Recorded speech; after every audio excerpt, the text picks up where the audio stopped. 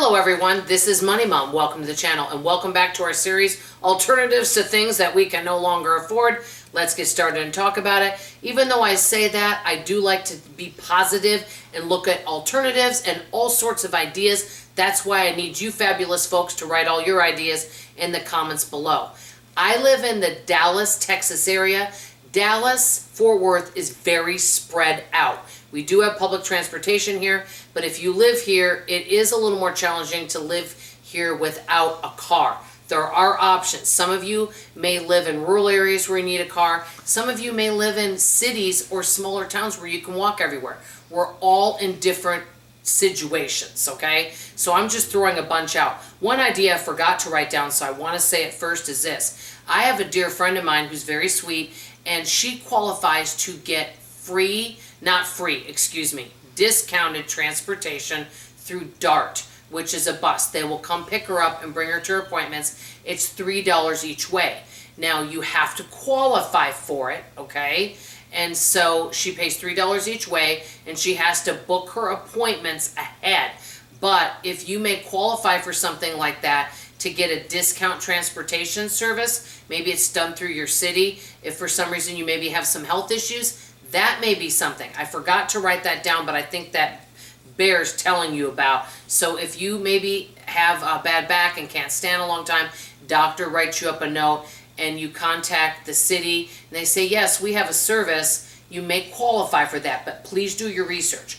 Okay, so that's number one. Number two, you may qualify to get a free car. There's ways to get free cars. You just have to Google how to get a free car. There's all sorts of different places that you may be able to give one, different charities out there.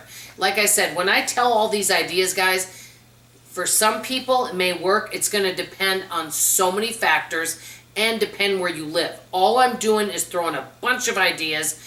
Some of them may work, some of them may not, okay? So see if there's any places around you that you can get a free car. You may even have a family member or somebody that might give you a free car. You never know. Okay, and I know these are supposed to be alternatives to car, but I'm just looking at all options, okay? Number three, you could share a car with a family member. I know two people that share a vehicle with a family member, so there's a little inconvenience there, but they share expenses with the car, and it saves them both a lot of money.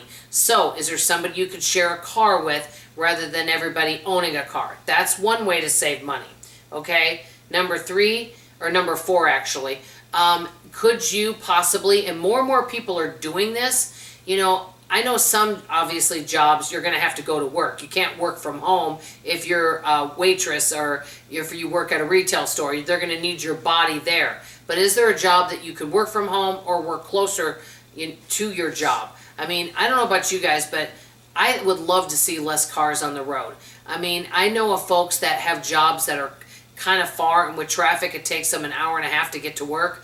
And so you're looking at 3 hours a day in commute. You know, that's a lot. So is it possible? So that's an option if you were thinking of maybe changing jobs. And like I said, these may not be for everybody. Next idea, and I know of somebody I met at Super Target the other day that has an e-bike. They told me that they get everywhere they need to go on their e-bike. They even have a basket on the back. They live on their own though, so they don't need as many groceries. And so they get most everywhere. Every now and then they may need to take a Uber or Lyft to be able to get somewhere, but most of the time they just use their e-bike, and they said that saves a lot of money. Okay, next, public transportation, and we have trains here and we have buses here. Now, I used to take the bus, and I would buy a bus pass. Back then in 1988, 89, it cost $65 a month. I could ride it as much as I want, but I lived in Dallas, and then I worked in Carrollton, so I would have to transfer to downtown Dallas and then catch another bus to take me out to Carrollton.